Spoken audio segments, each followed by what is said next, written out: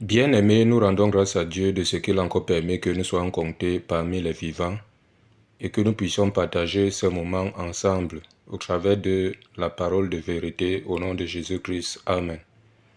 Bien-aimés, je vais vous parler des chrétiens bénis, oui, oui. Ces chrétiens bénis, oui, oui, ne sont pas agréables à Dieu parce qu'ils acceptent de tout et de rien, sauf ce qu'il faut accepter à la lumière de la parole de vérité. Bien-aimé, ces chrétiens-là ne méditent même pas la parole. Comment est-ce que toi tu peux connaître même les choses de Dieu quand toi tu ne médites pas sa propre parole? Pensons-nous que si Jésus ne connaissait rien de la parole, Dieu lui-même étant la parole, devait-il confondre le diable à Matthieu 4, là-bas? Tout ce que le diable disait, il s'appuyait sur la parole et Jésus le concrétisait toujours au travers de la parole. Mais aujourd'hui, beaucoup ne lisent même pas. C'est pour cela que on les balance à gauche, on les balance à droite et ils disent Amen, Amen, Amen. Bien aimé, le diable aime ceux qui ne connaissent pas la parole de Dieu pour vous tromper, pour vous maintenir dans l'ignorance, dans l'aveuglement et dans l'égarement. C'est pour cela qu'il est très important de connaître la parole de Dieu. Même depuis le temps de la loi, à Josué 1, verset 8, il est écrit là-bas que ce livre de la loi ne se loin point de ta bouche. Médite-le jour et nuit pour agir fidèlement selon tout ce qui y est écrit.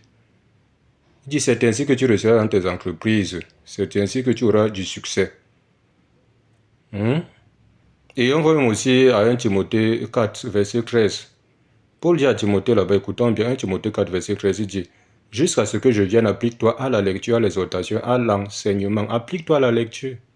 Les gens ne lisent pas leur Bible. Ils ne méditent pas la parole de Dieu. Et c'est grave, c'est dangereux. Voici les Juifs qui n'avaient même pas encore cru. Mais que quand Paul est venu avec la parole de Dieu, ils n'ont pas rejeté, ils l'ont reçu avec empressement. On dit qu'ils ont reçu avec empressement la parole de Dieu. Ce sont les Juifs de Bérée, acte 17, du verset 10 au verset 12. Écoutons bien.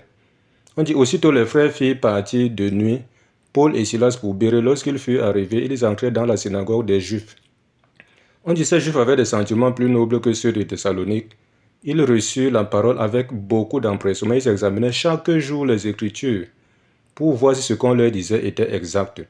Quand ils ont donc vu que ce qu'on leur disait était exact, parce qu'ils n'ont pas seulement accepté comme ça parce qu'on savait que les Paul étaient des serviteurs de Dieu. Parce que aujourd'hui, les gens croient à tort et à travers, acceptent de tout et de rien. Parce que quelqu'un s'autoproclame prophète, apôtre, pasteur, comme aujourd'hui, quand quelqu'un arrête la Bible, directement commence à l'appeler pasteur, prophète. D'autres apportent même leur tête. Bénis-moi, pardon, prie pour moi. C'est comme ça qu'on impacte des démons dans vos vies. Or, la Bible dit que n'ajoutez pas foi à tous les esprits, mais éprouvez les esprits pour savoir s'ils sont de Dieu. Car plusieurs faux prophètes sont venus dans le monde. On éprouve ces esprits-là comment? Au travers de la parole de Dieu. Mais vous ne lisez pas. On dit que quand ces Juifs ont examiné, ils ont vu que ce que les disciples disaient était vrai. Au verset 12, on dit, plusieurs d'entre eux crurent, ainsi que beaucoup de femmes grecques de distinction et beaucoup d'hommes. Ils ont cru, ainsi que beaucoup de femmes et beaucoup d'hommes.